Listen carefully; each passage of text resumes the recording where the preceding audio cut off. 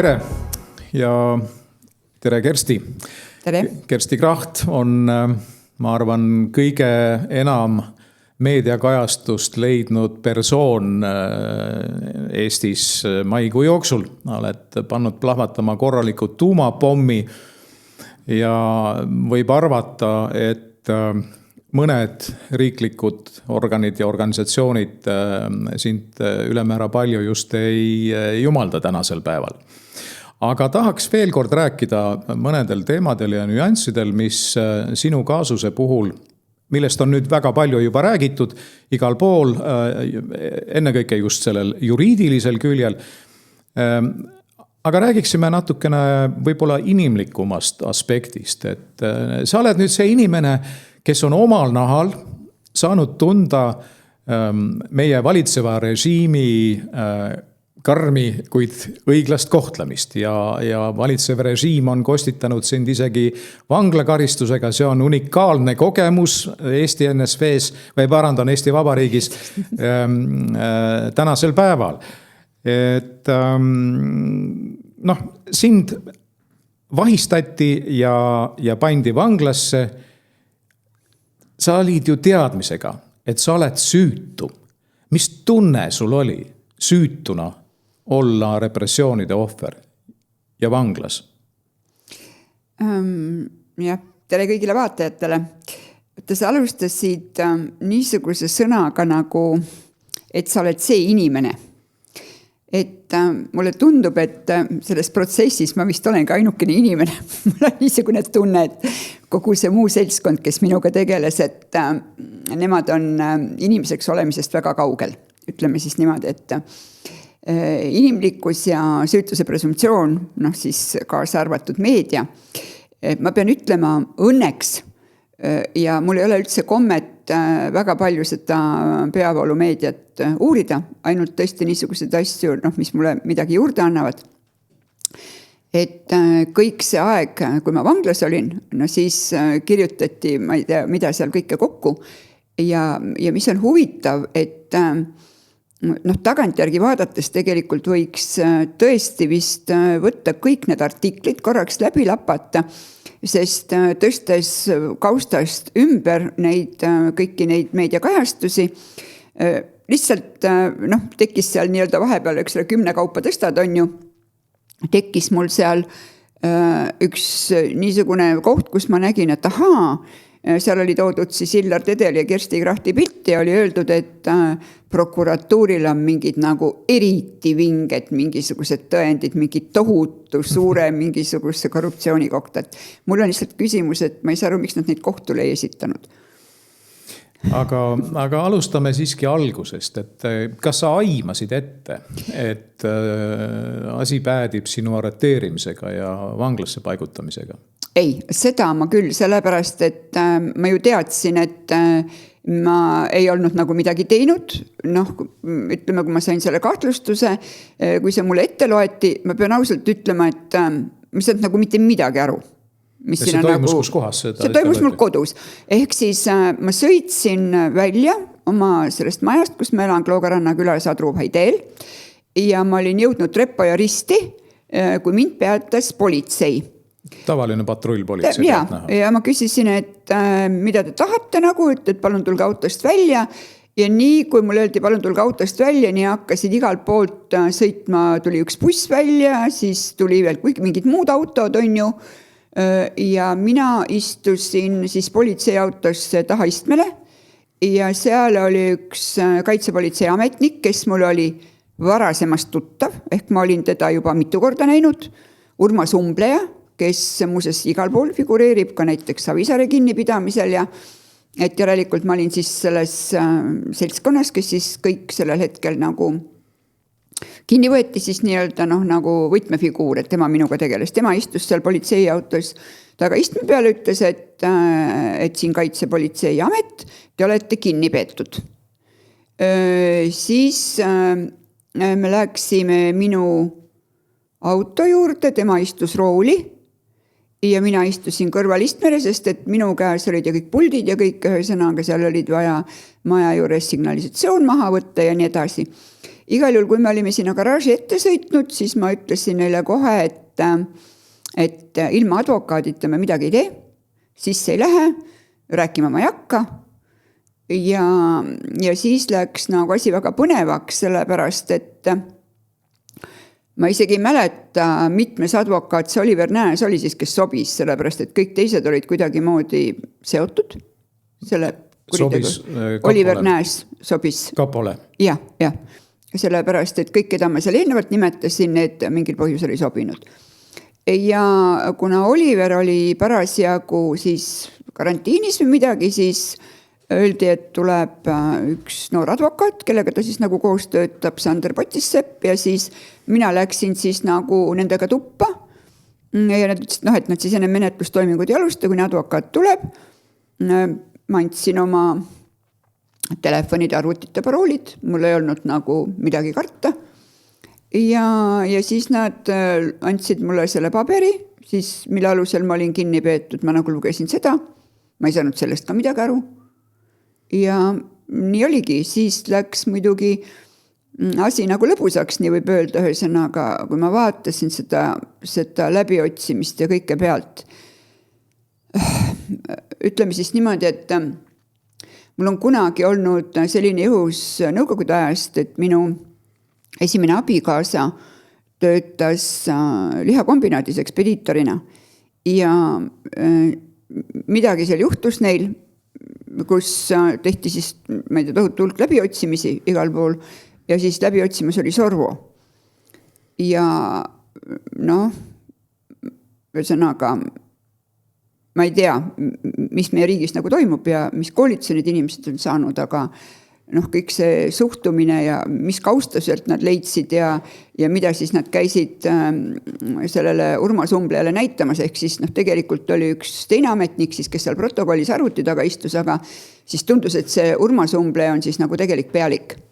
Sest et temale käisid siis kõik näitamas, kõikidel olid maskid ees, kõikidel olid mingid numbrid kuni 007. Minu meelest, et see oli päris naljakas, kui ma seda lehte nägin, et kes seal siis kõik kaasatud olid, on ju, et see ajas mind natuke naerma. Mingil hetkel siis jõudis see advokaat, siis me temaga saime seal privaatselt mingites kohtades rääkida, läksime, tõmbasime esikuuksed kinni, arutasime seal mingeid asju, aga ega ma arvan, et seal minu majas privaatsust üldse ei olnud, sest need lutikad olid igal pool, ühesõnaga mul üle kogu maja suure tõenäosusega. Siis seal oli väga huvitavaid, mul oli hetkel 2 autot, millega ma sõitsin, siis kui me jõudsime sinna garaaži läbi otsimiseni, siis nad avastasid, et seal on meil teine auto. See oli üllatus neile. Ja see oli üllatus, et nad ei olnud võtnud nii-öelda siis selle teise auto läbiotsimisluba, on ju, siis läks sellega selle aega. Ühesõnaga ütleme niimoodi, et see kõik kestis väga-väga kaua, nii et 9:24 on vist see ametlik aeg siis, kui mind kinni peeti. Hommikul. Ja ma lahkusin sealt majast, ma arvan kusagil kas 11 või 12 paiku õhtul. Ja siis me läksime minu kontorisse. Ja seal oli siis üks ainuke daam, kes seal kaasas oli, võttis ära ühe minu kliendi, keda ma teenindasin, kellele me raamatupidamist tegin, siis olid kõik raamatupidamisdokumendid ja mina olin ka selle firma juhatuses. Võttis ära, pani seal, pakkis kõik kokku, ütles, et ja siit tuleb teile üks suur rahapesu asi. Nii, ja. Ta oli selgelt nägija. Ja siis seal oli ka juures minu siis IT-inimene, kes minu nende IT-asjadega tegeles, ka tema tuli kohale, kuna seal olid kõik serverid ja kõik muu, seal olid vaja mingid ligipääsud. Et siis, kui mulle öeldi, et sealt see suur rahapesu asi tuleb, siis ma mõtlesin, on ikka tase. Sellepärast, et need olid ju isegi kui nad ennem uurisid, siis selle osaühingu kõik majandusest aruanded ja kõik asjad olid ju maksuametis olemas, kus sa võisid avalikust registrist sisuliselt võtta ja uurida, mis seal on. See ei ole mingi saladus kellelegi. Ei, absoluutselt, et nad, ütleme siis niimoodi, et see pilt oli selles mõttes nagu see harituse või see tasemepilt oli ikkagi väga kole. Siis üks tohutu suur rahapesu asi, mis siin Eestis hakkas nii-öelda hoogu võtma 2011 või 2012 Saateka Ressource, mulle oli toodud selle toimikust, oli mulle toodud koopia. Et siis vaadata, et mis meil tegelikult selle rahapesuga juhtus, kuna ma selle rahapesuga tegelesin seal ministeeriumis ministri nõunikuna. Sa tellisid selle ministri nõunikuna selle toimiku? Ei, mulle lihtsalt toodi. See ei olnud tellitud, see oli mul kodus isegi, see ei olnud mul nagu selles, et ja siis, kui see üks läbiotsija siis nagu selle avastas, siis ta läks selle Urmas Umbleja juurde seda näitama, et vau, mis siin on, eks ole, siis see Urmas Umbleja lõi nagu käega selle peale, eks ole. Siis oli, põnev lugu oli see, et siis nad leidsid mu kotist, mul oli paar mingit seaduseelnõud, advokaadid olid andnud, me ju kohtusime seal igasuguste inimestega seoses selle rahapesu ja igasuguste seadusandluse valguses. Ja seal oli see toimingupiirangu rikkumise nagu muutmine ettepanekud. Ehk praktiliselt see sama, võib-olla natukene vingem, võib-olla on lahjem see, mis täna nüüd eelmisel nädalal Riigikokku läks, mis korra Liisa Pakosta tagasi võttis, mis ka niisugust elevust tekitas, et jõustruktuurid nagu survestasid seda tagasi võtma. Et see sama nagu siis selline seletuskiri ja et mida nagu muutma peaks. Ja siis läksid nende silmad kõik muidugi särama ja põlema. Ja hiljem siis, mina ei teadnud, mille peale nad nii väga seal erutusid, aga siis riigiprokurör Pern ütles, et ma valmistasin ette seda seadusandluse muudatust, et kui see oleks vastu võetud, et siis ma oleksin saanud hakata Rahandusministeeriumis toime panema lugematuid kuritegusid ja ma oleksin karistamatu. Jällegi hämmastav ettenägemisvõime. Absoluutselt. Uskumatu, eks? Isegi mitte tarakaartide pealt, vaid ja, kohe. Härra prokurör kohe teab. Nüüd on siis sellest mööda läinud, eks ju, see oli siis 12. jaanuar 2021 ja nüüd meil on juba 12. jaanuar 2026 selja taga, et see on mööda läinud veidi üle 5 aasta ja nüüd on jõudnud see sarnane eelnõu, on jõudnud siis nüüd Riigikogu menetlusse. Aga tuleme selle öö juurde tagasi. Kas peale neid läbiotsimisi viidi sind arestimajja Rahumäe teel Tallinnas? Ei, see oli seal Tallinna vanglasse ikkagi viidi. Vangla arestimajja? Jah, vangla arestimajja. Käed pandi raudu ikka, loodetavasti? Ei, seal ei pandud käsi raudu. Siis üks huvitav fakt on veel. Ühesõnaga tehnikaalastest teadmistest. Kapo ekspertide puhul või spetsialistide puhul.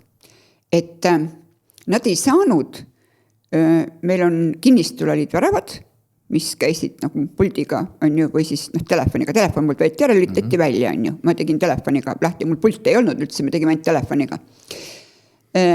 Aga nad ei saanud välja nagu, nad helistasid seal, ma ei tea, kuidas, kas siis Teliaga oli jälle kokku lepitud, eks ju, kuidas need värava avamised käivad, on ju, seal oli siis selle, telefonid antakse, missugused siis värava avavad, eks ole. Just. Ja tegelikult on niimoodi, et see värav on mehaaniliselt, suht lihtsalt avatav. Kõik väravad on. Jah. Just, et kui elekter läheb ära, et mis juhtub, eks ole. Aga ma arvan, et me seisime mingi pool tundi seal värava taga. Ma ei hakanud noormi õpetama ka, kuidas sealt nagu välja saab, on ju. Ja siis oli niimoodi, et ühesõnaga siis me sõitsime, eks ole, sinna kontorisse sealt ja kusjuures nad, minust oli vist lund veel sadanud, igal juhul lund oli palju ja libe ja ma olin nagu ausalt öelda enda turvalisuse pärast natuke mures, sest et nad nagu kihutasid ja olid nagu veidi hooletud, et ma jällegi rõhutaksin seda, neid autojuhtimisoskusi. Et seal oli, igatpidi oli seal. Ühesõnaga, kui me olime seal kontoris ära käinud ja kui oli öeldud, et tuleb tohutu suur rahapesu asi, siis mul oli juba selge, kui suur see nagu on. Ja juba aimasid? Juba aimasin, jah. Et ühesõnaga, et sellest midagi ei tule, aimasin. Ja siis mõtlesin, et oho. Ja siis mind viidi arestimajja. Ma ei tea, seal võeti mind väga normaalselt vastu. Siis anti mulle seal, ma ei tea, see oli mingi, nüüd ma valetan, ühesõnaga. Nüüd ühesõnaga mul on juba mingid episoodid meelest, et peaks ikkagi hakkama päevikut pidama või raamatut kirjutama, on ju. Kiiremini, ühesõnaga, kui ma plaaninud olen. Et olime ju Kaapos ka veel mitu tundi. Ahaa. Ja, mind viidi nagu sinna ja siis alles viidi nagu arestimajja.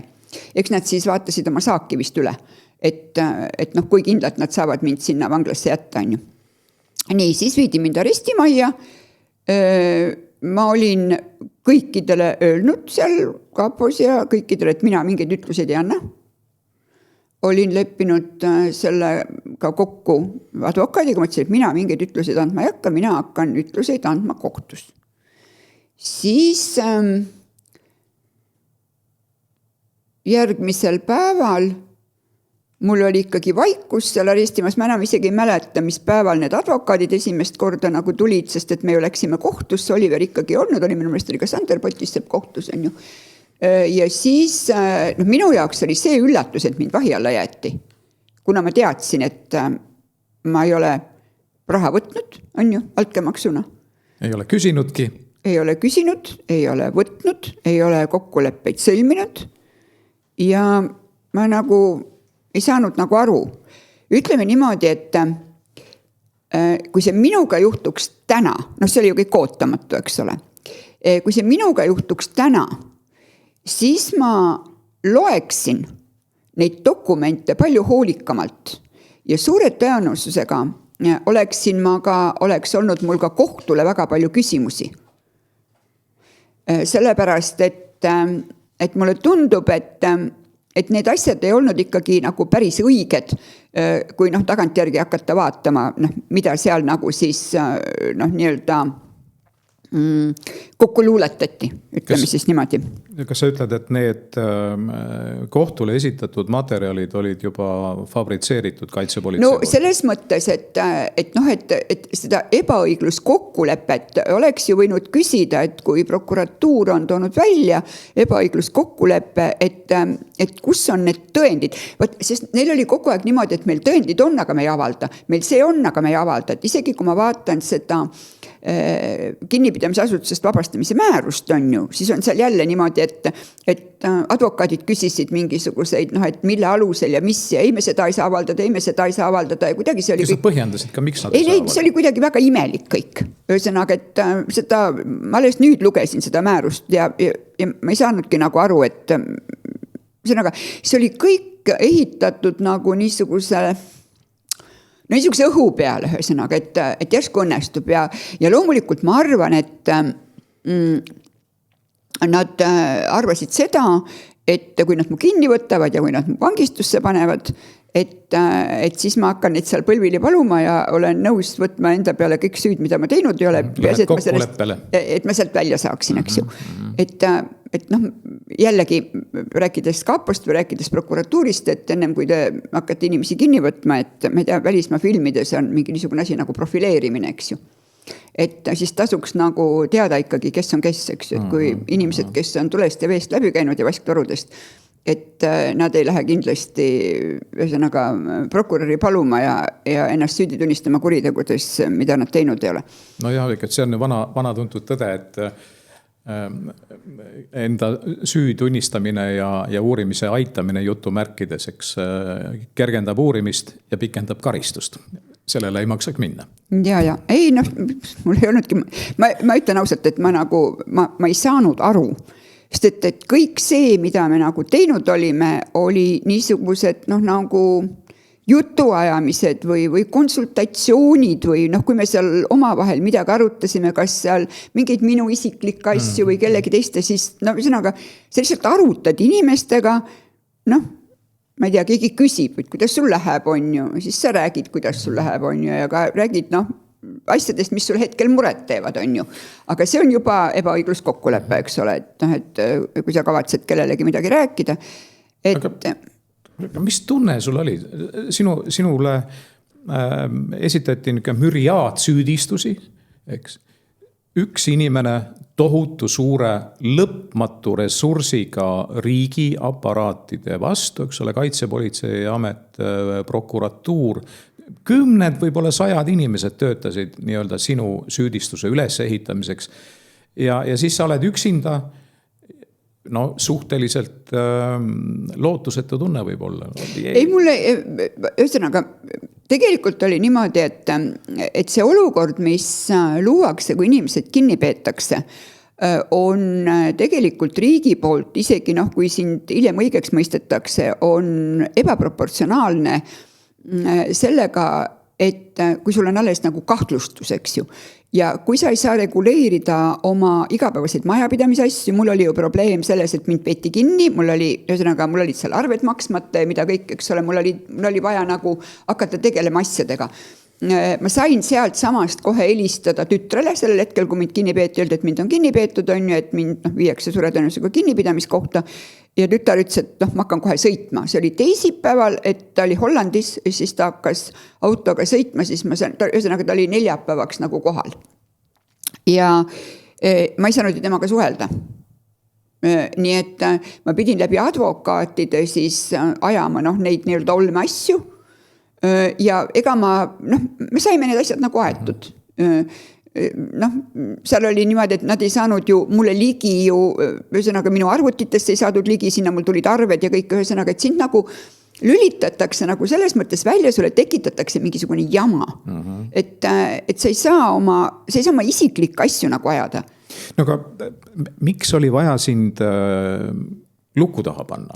Ei luku taha panna oli, eks ole, kõigepealt see. Kersti Kracht põgeneks? Ja, tähendab, et üks põhjendus oli see, et mul elab tütar välismaal, et tütar elas Hollandis, et ma põgenen ära, Euroopa Liidu raamest küll, et ma põgenen ära Hollandisse, on ju. No, siis kõige suurem probleem minu puhul oli see, et ma hakkan tunnistajaid mõjutama. Ehk muuses, ma tulin vanglast välja 16. veebruaril ja 26. veebruaril hakati mind uuesti pealt kuulama. Kuidas sa tead seda? No, aga selle kohta on mul olemas dokumendid. Need on mustvalgel tõestatavad. Ja nad hakkasid uuesti nagu, see on seal kohtutoimikus, seda nad teatasid, et uurida siis seda ühesõnaga, et ma hakkan uuesti, neil olid kindlad andmed, et ma hakkan uuesti mõjuvõimuga kauplema. Kusjuures ma ei olnud enam nagu ametnik, ma ei olnud nõunik. Lisaks oli selleks ajaks EKRE juba läinud valitsuskoalitsioonist. Et mis selle mõte nagu oli? Ühesõnaga niisugune, neil oli ikkagi niisugune, ma ei tea, lootuset olukord või niisugune appikarje. Mul ei olnud ju vaja kedagi mõjutada. Süüdistus lihtsalt ei püsi koos, et laguneb. Ja ma ütlen, et tegelikult tasub hakata nagu vaatama sinna sisse nendesse meediaartiklitesse, kuna ma tulin kinnipidamisasutustest või vanglast välja, mul ei olnud küll mingit tahtmist hakata uurima seal, mida minust seal täpselt kirjutati. Väga paljud inimesed võtsid minuga ühendust, käskisid mingisuguste asjadega tutvuda, siis mind õpetati seal, kuidas on võimalik suhelda niimoodi, et sind keegi pealt kuulata ei saa. On olemas ka seal Telegramil mingisugused secret chatid ja mulle ühesõnaga kogu see tehnoloogia pool toodi nii-öelda kandikul inimeste poolt, keda ma ei tunne. See olid väga paljud, kes olid mingisuguste varjunimede all, et väga paljud inimesed õpetasid, mida nagu teha. Aga oleksid sa neid, teoreetiliselt, kui sa oleksid neid kasutanud, see oleks olnud jälle süüdistuse üks raskendav asjaolu sinu vastu, eks ole, et sa kasutad mingisugust mitte pealt kuulatavat elektroonilist lahendust.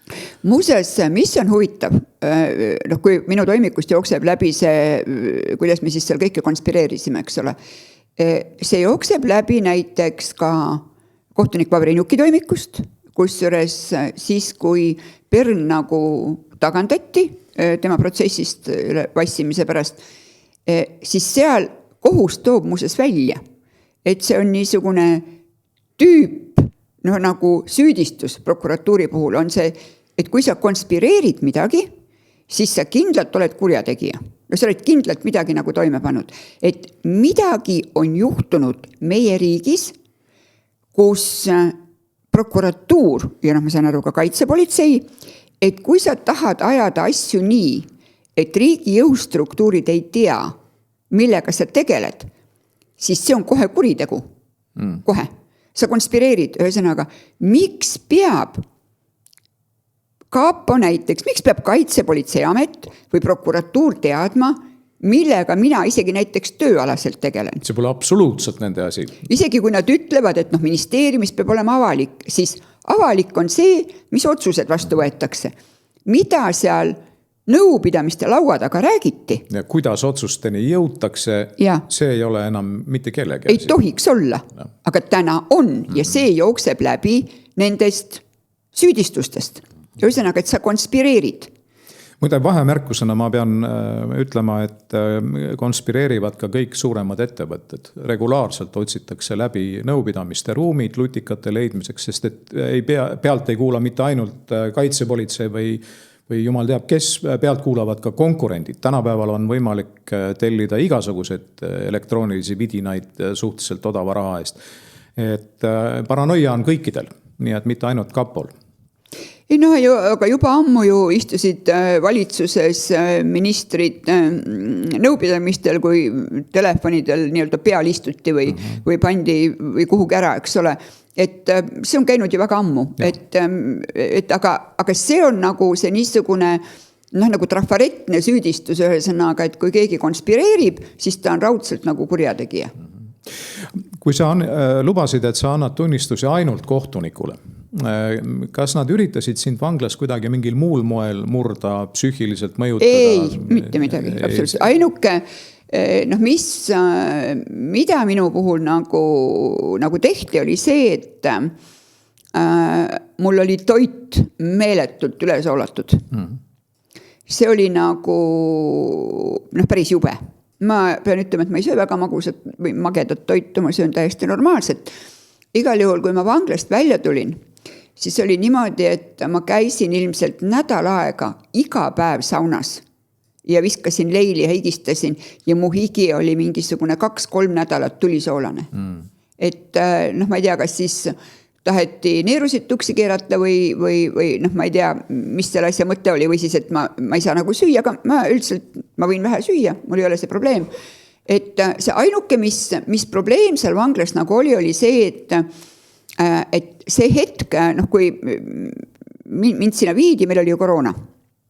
Ja seal all oli siis selline, nii-öelda seal esimesel korrusel oli siis niisugune plokk nagu karantiiniplokk, siis me olime nagu karantiinis seal mingi aja. Mult üritati seal mingisuguseid analüüse võtta, mingisuguseid vatitikke ninna toppida ja ma palusin neil kõikidel ära minna ja mind rahule jätta. Nii et mind ei tülitatud üldiselt. Minuga oldi suht viisakad selles mõttes, et hästi palju lugesin. Eks nad olid võib-olla väga imestunud, on ju, minu selle käitumisele ma olin väga rahulik. Seal oli seal olid muidu, ühesõnaga see oli nagu selles meeste vangla osas oli see karantiiniplokk. Seal olid, need meesvalvurid olid väga toredad, tõesti nagu selles mõttes väga meeldivad. Oli üks naine, kes oli niisugune väga imelik, hästi pahatahtlik, näiteks mulle ei antud kätte tütar, see oli väga külm seal kambris ja siis oligi üldse külm see jaanuar ja veebruar.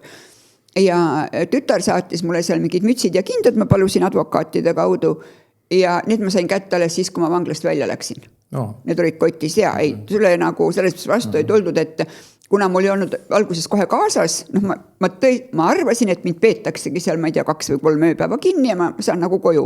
Ma ei arvestanud sellega, et ma sinna jään ja siis mulle tütar saatis mingeid asju järgi. Nii et selles mõttes nad olid vaenulikud, et ma ei tea, õues oli mingisugune 20 kraadi külma ja ma olin nii naiivne, ühesõnaga selle, nagu nende osade töötajate pahatahtlikkuse juures, et ma ütlesin, et kuulge, et ma läheks jalutama, aga üle 20 minuti olla ei saa, et mul hakkab külm. Et mul ei ole nagu vastavaid seal riideid ja mütsi ja salli, on ju. Ma panin endale, mul olid mingid froteesokid, panin endale need kätte. Nüüd sa ei saa ka kogu aeg käed taskus nagu käia ja kapuutsi pähe või panin mingisuguse nii-öelda spordiäkki alla kapuutsiga ja siis mantli peale. Ja siis üks vihane tädi jättis mind tunniks ajaks sinna külma kätte. Kuigi ma palusin, et ma tahan nagu 20 minutit olla. Et niisuguseid nagu niisuguseid nõmedaid kättemaksjaid seal oli ja viimasel päeval mind viidi üle siis sinna naistevangla poolele. Seal oli soe ilusad kollased, nii-öelda põrandatega ruumid olid valged, nagu selles mõttes nagu oli hoopis hele seal olid, seal meeste poole peal olid niisugused tumesinised, aga ega ainult seal oli külm, mul ei olnud mitte midagi muud, aga mul oli kambris olles nii palju sooja riideid, et ma sain ennast nagu korralikult panna, ma tegin seal iga päev joogat, käisin vähemalt 4000 sammu, mõnikord ka rohkem. Kambris. Jaa, sellepärast, et ta on üsna pikk, üsna pikk, ma ei tea, järsku 5 või 6 meetrit. Ühesõnaga seal võis täiesti edasi-tagasi käia, lugesin neid samme, mingi 3-4 raadiojaama tuli, kust tuli muusikat, siis ma vahepeal seal tantsisin ja... Seina seest krapp. Ja sa said keerata nagu, mis sa tahad, et selles mõttes, aga mis ma pean nagu ütlema, et see, mis ikkagi meiega selles tänases maailmas toimub, me ju kõik tegeleme oma telefonidega. Mul ei olnud ju seal mitte mingit elektroonikat. Igal õhtul, kui ma magama jäin, kuulsin ma, mis mu ajus nagu toimus, oli see, et igal õhtul ma kuulsin, kuidas telefoni tulid mingid sõnumid, mis oli ajus olemas. Et sa paned telefoni hääletu peale, eks ole, ja see enam tast nagu välja ei tee, on ju. Ja siis ma kuulsin, minu peas oli see. Ehk siis, mis tegelikult see elektroonika meile teeb. Ühesõnaga, et ma olen siin juba ennem naernud, et Tartu vangla tahab tuua neid rootslasi meile kangesti sinna vanglasse, et see on tühi, et minu meelest võiks hakata nädalaste või kuude retriitide jaoks seda vanglat välja üürima, et inimesed ei pea Indiasse minema. Mediteerima. Jah, just. Kersti, kui sa nüüd kõik need kohtuastmed läbi käinuna nüüd meenutad või analüüsid kogu seda case'i, et kes kogu selle jälitamistegevuse ja uurimise initsiaator oli, kuhu need jäljed viivad, kust see kõik alguse sai, kes selle otsuse langetas, et hakkame nüüd Kersti Krachti ja ma ei tea, Martin Helmet jälitama, pealt kuulama, mis see ajend või tõuge oli? On sulle selge? Kõigepealt muidugi see, et minuga hakkasid toimuma väga imelikud asjad juba suht ammu. Need asjad nagu läksid nii-öelda, võtsid suurema hoo aastal 2017, kui ma liitusin EKRE-ga. Siis hakkasid kõik asjad, mis sinnamaani ka igasugused kohtulahendid ja kõik, mis olid nagu olnud õiglased. Kõik pöörati pea peale, isegi riiklikud ekspertiisid, et sealt oli näha, et minuga hakati nagu tegelema. Ja nagu sa mäletad, 2017 olid ka sina ju Riigikogus. Ja mina muuseas valmistasin ka sulle ette mingeid rahapesualaseid asju. Mäletan. Nii, ehk siis ma olen nii ammu, ehk siis ma olen nii ammu tegelenud selle rahapesuga, kuna mul oli sellega nagu niisugune isiklik puutumus. Ja ma arvan, et ma olin nõrk lüli EKRE-s selles mõttes, oma just nende kohtuasjade ja mis mul sellel hetkel kõik minuga nagu toimusid. Ma olin haavatav ja ma tegelesin ka asjadega, mis ilmselgelt mingisugusele teatud ringkonnale ei meeldinud. Ja kui me võime ajalooseks tagasi minna, mis on tegelikult on ikkagi täiesti nagu õõvastav selles mõttes, et sa loed lehest, kuidas on mingi tohutu suur rahapesuprotsess, kus tulevad kõik ministrid kokku ja ma ei tea, politsei esindajad ja kõik räägivad, vau, meil on siin kõik inimesed seotud, ma ei tea, poliitikud ja ärimehed, loetletakse üles kõik, ma ei tea, seal Veiko Kulla ja Indrek Põder ja kõik Postimehes on see artikkel olemas 2013. aastast, eks ju, kelleni kõik jäljed viivad ja siis see kukub täiesti kokku nagu. Mingit süüdimõistvat otsust, kaugel sellest. Ühesõnaga see kukkus kokku, sellest on nii palju kirjutatud Ekspressis, sellest on kõik need igasugused pildid, kus need Anvelt ja Heldne ja kõik istuvad ja kuskil kellelgi on mingisugused, ma ei tea, vormid seljas. Ja see kõik nagu toimub muuseas see esimene sündikaat, see raamat, mis nüüd täna väga populaarne on, kirjeldab kõik selle lahti, toob Viimseni ära kõik kes kellele helistas, eks ole, kuidas seal kaitsepolitsei ja ühesõnaga kõrged ametnikud, ja kuidas nad omavahel nagu räägivad, keda seal vaja aidata on, eks ole, et sisuliselt aidati kogu seda nii-öelda rahapesijate seltskonda. Need rahapesu on kõige taga. Sa olid ohtlikult ebamugav tegelane kogu selle protsessi juures, sa ei olnud sellega küll väga otseselt seotud, aga sul olid ikkagi näpujäljed sellel uurimisel kuskil paberitel olemas.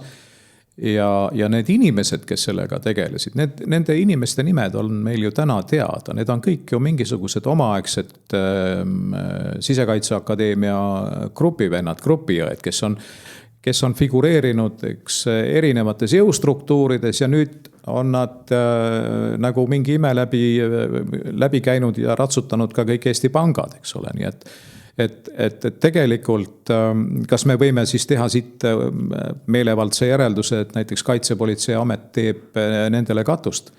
Või mis see mafioosne struktuur on Eestis, mis tegutseb nii nagu vaja, mis tellib repressioone, mis tellib pealtkuulamisi, on mida varjata, eks ole? Ei, absoluutselt on ja ega meil ei ole vaja siin sinuga midagi leiutada, eks ole, on raamat Sündikaat 1 ja nüüd on ilmunud Sündikaat 2. Kui keegi arvab või siin mõned inimesed, kellest seal kirjutatud on, räägivad, et see on mingisugune ilukirjanduslik jama, siis aga seda tõendavad see ATK Resources'e kohtutoimik on ju. Seal on täpselt need samad andmed, need on kõik üks ühele. Tähendab, et Eesti riigis on struktuur, kelle käest on võimalik tellida kriminaalasju kellegi vastu, on võimalik kriminaalasjade lõpetamine, kusjuures kuni ringkonnakohtuni välja, võid kaevata nii palju, kui tahad, sellest on mitmeid kordi räägitud jällegi. On, kuidas inimesi ametitesse määratakse, et siin räägitakse juba täiesti avalikult näiteks sellest, et kuidas ma siis ütlen, et sa ei saa, ütle ettevaatega, et sa ei saagi mingisugusele teatud kohale, kuskile kõrgele kohale jõustruktuurides, kui sa ei ole mingit pidi mõjutatav. Et sul on midagi, mida varjata. Sul peab mingisugune nii-öelda olema midagi, et kuskil oled kusagil eksinud. Sa arvad, et see Sündikaadi lugu on ikkagi väga tõene, eks ole, ja see rahapesu on läbi Eesti pankade ja ettevõtete käinud tegelikult juba ju eelmisest sajandist saadik, eks ole, et tõenäoliselt või siis selle sajandi algusest, et meile on ju Eestisse on tulnud inimesi, kes näiteks Venemaa riigipanga asepresident Kozlov vist oli tema nimi, eks, kes tuli siia tõenditega. Palun uurige. Et siin on tõendid rahapesu kohta. Eesti ütles, et ei usalda venelasi, jah. Ei usalda. See oli Lavly Perling, kes oli toona siis riigi peaprokurör, eks. Ja pärast seda on meilt palutud ju ka venelaste poolt õigusabi, et see lükati samamoodi tagasi. Et meil olid siis venelastega ju normaalsed suhted. Me ei olnud ju verivaenlased. 2012 oli see aasta, kui õigusabi paluti. Ja, dokumendiregistris olid need kõik olemas. Ma kunagi Tallinna Televisioonis oli mingi saade, kus ma tõin kõik need väljatrükid ja kõik tegin ja näitasin ka seda. Et ja meil on see kõike kinni mätsitud, täiesti nagu absoluutselt rist on peal kõikidel asjadel. Ja muidugi 2015. aastal siis, kui jälle seda karistusseadustikku revideeriti ja muudeti, võeti ju sealt välja paragrahvid, mis puudutasid rahapesu ja kui me siis Justiitsministeeriumis käisime küsimas nende asjade kohta. Ühesõnaga Justiitsministeeriumi asekantsleri tasandil selgitati meile, kuidas seda ei ole vaja ja kui me läheme läbi kriminaalmenetlused, see on nii pikk ja meil on vaja seal koheselt teha mingisuguseid otsuseid ja kedagi trahvida. See on kõik lihtsalt nii jabur olnud. Et kui me räägime nagu sellest, et Riigikogu on seadusandja, ei ole. Riigikogule lihtsalt nagu selles mõttes suunatakse ette, kusagil on keegi, mis ütleb, mida, kuidas on vaja teha. Ja siis jälle sa vaatad seda seltskonda, kes seal komisjonis on, kes siis 2015 neid asju tegi ja jälle need on samad nimed, kes igalt poolt läbi jooksevad. Nii et ja mis minu jaoks on, mis ma olen siin viimastel aastatel nagu mõelnud, eks ju. Kui ilmus see sündikaat, nüüd ilmus see teine sündikaat, siis meil on ilmunud nüüd selle aasta alguses see Meepüünis, mis räägib sellest Swedbanki rahapesust, eks ole, mis on, ma ei tea, Eesti inimestele, kes loevad juhi tunnevad, peaks olema natukene õõvastav, just kuidas näed, kuidas selles kriisis, mis meil oli 2007, 2008, 2009, kuidas tegelikult Eesti väikeettevõtjad ja Eesti inimesed, kes olid võtnud eluaseme laenu, kuidas need lihtsalt ohvriks toodi. Selleks, et päästa nagu Rootsi riiki ja Swedbanka. No tõesti nagu, et ja meil nagu mitte keegi neid eestlaseid ei kaitse. Ma tõesti nagu ei saa aru, et selles mõttes, et mis meie riigis tegelikult nagu toimub. Inimestele nagu antakse täiesti ette kogu aeg niisugust väärinfot, kuidas meil kõik hästi on, eks ju. Siis kui me vaatame seda peavoolumeedia uudiseid, aastaid on juba niimoodi, et 3-4 esimest uudist on ainult hirmu õhutamiseks, ole, siis on kõik see, kuidas meil on ühesõnaga majanduses väga hästi, kusjuures me nagu kukkume, inimesed ei jaksa elektriarveid maksta. Ja ühesõnaga see on nagu kõik minu meelest toimub nagu täna Eesti niisuguse lihtsa inimese vastu. No kui nüüd selle rahapesu skeemi kavandamise juurde tulla, siis tõenäoliselt on 2 võimalust. Kui ma oleksin kuritegelik rahapesija kusagil Permi oblastis, siis ma vaataksin rõõmsalt üle kõik oma naaberriigid, eks ole, sealt alates Moldovast ja Ukrainast ja siia Baltikumini välja. Ja kuidas on võimalik raha segamatult pesta, 200 miljardit vist, eks ole, mis oli siin nagu läbi Rootsi pankade siin mõne aasta eest. Et kas on tegemist siis selles rahapesuriigis idiootidega kontrolli mõistes või on seal omad inimesed, või seal on kurjategijad eesotsas, kes töötavad sulle sinu heaks ja on kusagil väga kõrgetel positsioonidel olevad poliitikud ja organisatsioonid, kes pakuvad sulle katust. Et see kõik toimuks laitmatult ilma igasuguste probleemideta ja minu meelest on just Eesti ongi selline riik.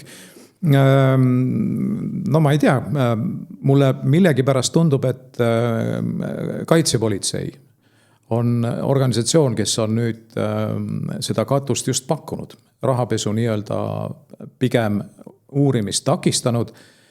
Ja kui sa siin mainisid enne, et kes teeb seadust, aga kes kontrollib kaitsepolitseid? Mitte keegi ei kontrolli. Nad teevad, mida nad tahavad. Nad ei allu mitte kellelegi. See on unikaalne organisatsioon maailmas, kes ei allu mitte kellelegi, kes räägib seda, mida neil on vaja rääkida, mida nad heaks arvavad rääkida. Ja kui keegi tuleb mulle rääkima siin mingisugusest parlamentaarsest kontrollist, siis palun pöörduge esmalt oma perearsti juurde. Seda ei ole olemas, kapot ei ole võimalik kontrollida. Ja andke mulle andeks meelevaldne võrdlus, meenutab mulle Natsi-Saksamaa Gestapot, kes ei allunud ka mitte kellelegi. Ei allunud kohtunikele, seal olid ainult oma otsesed ülemused kuni siis suure juhini välja. Kui keegi ütleb, et õudne repressiivorgan KGB tegi, mis tahtis, siis ei teinud kuidagi, ei teinud. KGB allus ikkagi partei kontrollile ja lõpuks allus ta lõppkokkuvõttes kollektiivsele organile ehk siis Nõukogude Liidu kommunistliku partei keskomiteele, mis oli kollektiivne organ. KGB ei teinud seda, mida talle lihtsalt heaks või pähe tuli. Aga kapo teeb. Ja täiesti süüdimatult ja karistamatult. Ja me ei tea, mida nad teevad ja see, mida nad siin korra aastas näpuotsaga meile aastaraamatus nina alla söödavad, see on nagu päris naljakas. Ma toon ühe näite nagu siia, mis puudutab seda rahapesu. Tegelikult kaitsepolitsei ei tegele rahapesuga. Rahapesuga tegeleb Keskkriminaalpolitsei, aga kui tuleb kusagilt teisest riigist õigusabipalve, siis tegutseb kapo rahapesualal. Ja minu küsimus on, miks? No võt. Miks? Mis see siia puutub? Kes oskab vastata sellele? Jaa, et jällegi olen olnud ise juures, kui on tulnud üks õigusabipalve ja kus oli jällegi nii-öelda kandis lippu ühesõnaga, mina sellega seotud ei olnud, aga ma olin kõrval ja nägin, oli jällegi Urmas Umbleja. Ühed ja samad nimed, erinevates case'ides, ühed ja samad nimed, eks ole, põhimõtteliselt 2 käe sõrmedele üles loetavad tegelased. Et ja meil on nagu selles mõttes, kõik see asi on nagu tõeliselt imelik, mis seda rahapesu puudutab ja ma ei tea, kas Keskkriminaalpolitsei siis ei ole tasemel, sest et meil on ju Swedbanka rahapesu uurimine kukkus sisuliselt kokku. See Danske Panga oma, ma ei tea, kas see on juba ära lõpetatud, see on täiesti nagu mõttetu kaasus, kus on, ma ei tea, tellerid on seal, kuulge, need inimesed ju ei andnud käske ega ei otsustanud ühe sõnaga, et see muudetakse kõik nagu farsiks. Ja nüüd kujutate ette, et meie tõime siia siis nüüd USA advokaadibüroo, kes siis hakkas tõesti seda rahapesu uurima ja millega see lõppes oli see, et nii kui me sealt valitsusest ära saime, siis esimese asjana ju lõpetati tegelikult ära ameeriklastega leping. No ehk järelikult on nagu mida karta. Ja meil on ikkagi ühesõnaga see jõustruktuuride nagu surve on nii tugev, et sellele ikkagi nagu alluvad ka teatud kohtunikud jällegi, ühesõnaga mitte kõik, aga mõned, selles mõttes jälle peab olema mingi konks või mingisugune, nagu me nii-öelda slängis ütleme kompra, mingisugust kompromiteerivaid asju, et ütleme siis niimoodi, et mul on alates sellest, kui see esimene syndikat nagu ilmus, mina olen teadnud neid asju, mul on selles mõttes palju tuttavaid, kes on väga hästi asjadega kursis, kes on mulle rääkinud, mis nagu Eestis tegelikult toimub. Ja kui ma nüüd mõtlen, et ilmus selline raamat, mis nagu kõik paljastab tegelikult selle et seal on nüüd küll nii-öelda varjunimedega kõik või väljamõeldud nimedega, aga see sama peategelane seal, eks ju, kes kirjeldab seda, kuidas tegelikult see struktuur, mida ta juhtis, see likvideeriti ära, sellepärast, et see inimene muutus ebamugavaks. Ja selle struktuuri likvideeris ära Sinisalu, Arnold Sinisalu, kes oli Kaitsepolitseiameti peadirektor. Ja see on fakt, sellepärast, et see struktuur on likvideeritud. See ei ole mingisugune ilukirjanduslik väljamõeldis. Sellepärast, et see inimene muutus ebamugavaks. Et kuhu me nagu jõudnud oleme ja mitte keegi ei tee välja. Oletame niimoodi, me ju teame, et Kaitsepolitseiametis on kindlasti ka õigeid ja ausaid inimesi. Igal pool on, eks ole. Et on tegelikult väga väike osa neid, kes nagu lähevad sellele kuritegelikule teele.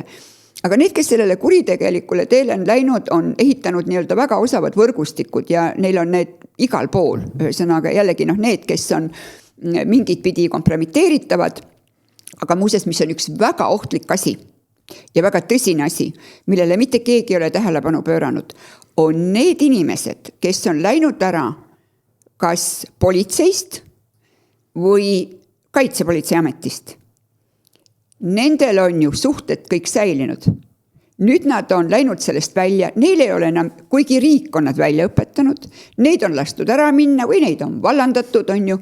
Aga mida nad teevad? Neil on ju täna võimalus ju teenust osutada. Koos läbi, neil on ju sõbrad. Kui nüüd veel personaalia juurde täpsemalt minna, siis üks eriti värvikas kuju on riigiprokurör Pern, kes on, meenutab mulle kuidagi suur inkvisiitor Torquemadat. See on päris uskumatu, et selline inimene on teinud sellise karjääri, teda ei ole vallandatud, ma kujutan ette, et kohtunikkonnas on Taavi Perni nimi on täielik paaria. Et kui Pern ilmub mõne ausa kohtuniku juurde jälle süüdistusmaterjalidega, siis leebematel juhtudel lihtsalt kohtunik hakkab üle kere sügelema. Kuidas on võimalik, et selline tüüp, kes fabritseerib tõendeid, valetab, ei täida seadusi, teeb, mida tahab ja on kohtumenetluse juurest kõrvaldatud, kohtuniku otsusega kõrvaldatud kui prokurör. Ja ta endiselt õilmitseb ja ütleb, et oi, Kersti Krachti kaasuse puhul ma loodan, et keegi ei tule mu pea kallale. Minu meelest oleks pidanud Perni lahti laskma juba Parmas, tänasest peaprokurörist rääkimata. Kuidas on see võimalik? Eesti õigussüsteemis on prokurör, kes võltsib, läheb kohtusse võltsitud, fabritseeritud süütõenditega ja jääb vahele. No aga karistusseadustik ütleb, paragrahv 310, ebaseaduslik süüdistuse esitamine. Prokuröri poolt teadvalt, siis suurte tähtedega teadvalt, süütule isikule süüdistusakti koostamise, temaga kokkuleppe menetluses kokkuleppi sõlmimine ja nii edasi ühesõnaga. Karistatakse rahalise karistuse või kuni 3-aastase vangistusega. Kas meil kunagi on midagi taolist juhtunud, et seda paragrahvi on rakendatud? No minu teada küll ei ole, aga võib-olla on tahetud mõnda korralikku prokuröri, kes ei ole mingile asjale allunud, võib-olla on tahetud kuskil vallandada selle asjaga. Me väga täpselt ei järgi ka neid igasuguseid neid ringkonna prokuratuure, võib-olla on midagi olnud. Kuskil mul lööb, nagu koidab, et on midagi olnud, eks ju. Või ütleme siis niimoodi, kui tõesti on kohtuotsusesse kirjutatud, et prokurör vassis, ma küll ei tea, mis see vassimise ja valetamise vahe on ühesõnaga, võib-olla natuke pehmem variant on ju. Jah, see on lihtsalt keelendina on ta selline, ei ole nii karm. Et kohtunik ei julge kirjutada, et prokurör valetas on ju. Ja, aga sisuliselt valetas. Aga paragrahv 320 sealt samast karistusseadustikust ütleb, eks ole, valeütlus ja valevanne, aga see käib kelle kohta? See käib kannatanu või tunnistaja poolt kriminaal- või väärteomenetluses või ükskõik siis tsiviilkohtu või halduskohtu menetluses teadvalt valeütluse andmise eest. Võib ka kuni 3-aastase vangistusega karistada. Aga meil on kõik see karistusseadus, meil on selektiivne. See teatud inimeste, kui meie, kui tava inimene läheb tunnistajana, annab vale tunnistuse on ju, ühesõnaga sind võidakse vangi panna, nii-öelda kui sa vahele jääd. Prokurör läheb sirge seljaga, näoga, valetab kohtus, mitte kusagil mujal, mitte seal oma prokuratuuri seinte vahel on ju. Ja muuseas, sa tõid siin Parmasest ja Pernist rääkisid, Parmas ei ole minu meelest mitte grammigi parem, kui on Pern. Sest peale seda, kui mind oli kinni võetud, andis Parmas seal mingisuguse intervjuu, kus ütles, et me pidime nad kinni võtma, sest me saime aru, et kuritegu ei pandagi toime. Ehk see on see sama paragrahv, prokuröri poolt teadvalt süütule isikule ja Parmas on täna kohtunik. Mis meie Eesti õigussüsteemis toimub nagu tõsiselt? No me näeme ju, mis toimub. Kas tõesti ei ole mitte ühtegi struktuuri? Kas ei ole justiitsministeerium, kes ei näe, kus on kohtute osakond? Justiitsministeeriumil on ka mingisugune järelevalvega prokuratuuri osas. Mis nagu toimub? Miks mitte midagi, mitte keegi ei tee? Sa oled nüüd 5 aastat käinud seda kadalipu teed ja mis sa sellest nüüd õppinud oled ja mis sa sellest saanud oled? Kõigepealt ma peaks ütlema, et tänase päeva seisuga olen ma tegelikult väga rahul, et see asi üldse toimus. Sellepärast, et selles valguses on võimalik hakata riigis tegema muutuseid. Sellepärast, et kui on käes kriitiline mass, mingisugust tohutut ebaõiglust, seaduste valesti rakendamiseid, siis nüüd on võimalik hakata midagi muutma, sest see on kõik tõusnud nii-öelda üles. Sisuliselt hakkas see rahulolematus ju, väga suur rahulolematus pihta siis, kui Kajar Lember õigeks mõisteti, mis oli 9 aastat, kohtunik Vavrenjuk ja advokaat Olev Kuklas, seal oli veel terve rida teisi inimesi. Eha Võrk, kus jällegi riigiprokurör Taavi Pern jälle võltsis ja vassis seal mingisuguste asjadega, et kõik see näitab meile, nüüd see minu kaasus, et midagi on väga valesti ja sellega on vaja tegelema hakata. Ja mina näen siin praegu seda, et võtme tegelane siin on täna Justiitsministeerium, sellepärast, et me peame hakkama seaduseid muutma. Kui meil ikkagi põhiseaduses öeldakse, et inimestel on õigus, kui sa oled õigeks mõistetud, et sulle kompenseeritakse nii-öelda sinu nii-öelda riigiterror sinu vastu, et sul on õigus hüvitisele, siis sellega peab tegelema hakkama. See ei ole niimoodi, et meil on põhiseaduse paragrahv, selle taga ei ole mitte midagi, seal on tühi maa, kus lihtsalt öeldakse, et kõikidel on talumiskohustus. On inimesi, kes on kaotanud oma tervise ja ongi osalise töövõimega olnud mingi aeg, on inimesi, kellel on olnud mitmed südameoperatsioonid, niimoodi ei saa. See ei ole nagu õigusriik, meil ei ole mõtet rääkida sellest Eestis demokraatiast ja ma ei tea mida kõik. Ja kui Eesti riigis seda tehtud ei saa, siis tuleb hakata ilmselt kirjutama Euroopa Komisjonile, tuleb hakata kirju tegema ja ütlema, et see, mis Eestis toimub, ei ole normaalne. Meil on juba olnud probleeme, ma kahjuks ei mäleta, see on jooksnud ajakirjandusest läbi, aga meil on süütuse presumptsiooniga juba olnud mingisuguseid probleeme, kus Eesti mingeid teatud asju ei võtnud üle. Ehk siis need on asjad, millega tuleb tegelema hakata. Ja mina olen väga rahul, kui siit läheb lahti mingi protsess. Süütuse presumptsioonist muide veel nii palju, et nõukogude ajal Tartu Ülikoolis, siis kui juuraharidus oli tasemel, mitte enam nagu tänapäeva Eestis, siis süütuse presumptsioon oli A ja O juba ülikooli esimestest semestritest peale, eks ole. Et kedagi ei saa süüdi mõista või represseerida, kui ta ei ole mitte midagi teinud. Me pidime ta kinni võtma, sest muidu ei olekski kuritegu toimunud. Mis riik see on? Mina aru ei saa. Aga ma toon ühe näite siia lõpetuseks, et meil on tekkinud iseseisvuse ajal niisugused toredad kõrgkoolid, kus mõningaid inimesi läbi lohistatakse.